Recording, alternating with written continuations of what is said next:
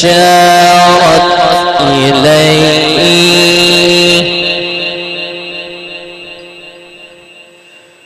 قالوا كيف نكلم من كان في المهد صبيا قال إني عبد الله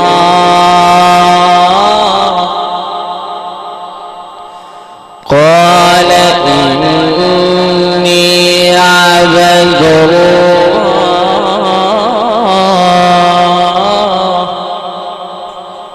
قال إني عبد الله آتاني الكتاب وجعلني نبيا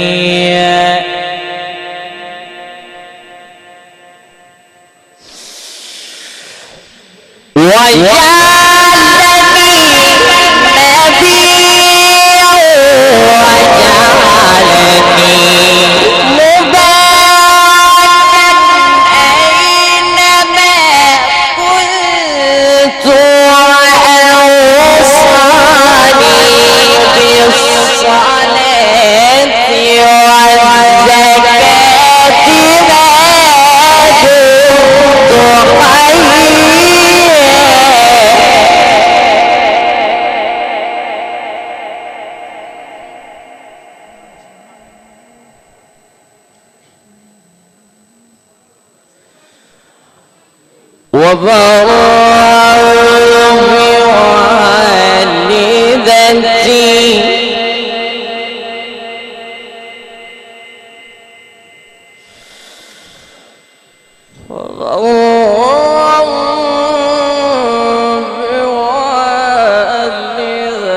بوالدتي ولم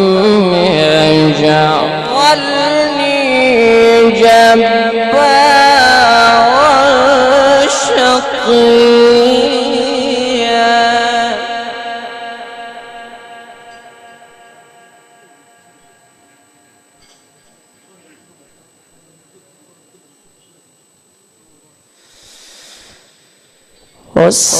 والسلام علي يوم ولدت ويوم أموت ويوم أبعث حيا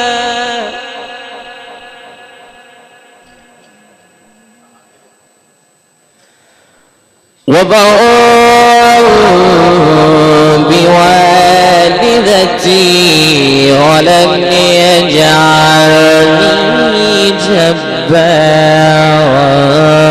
شقيا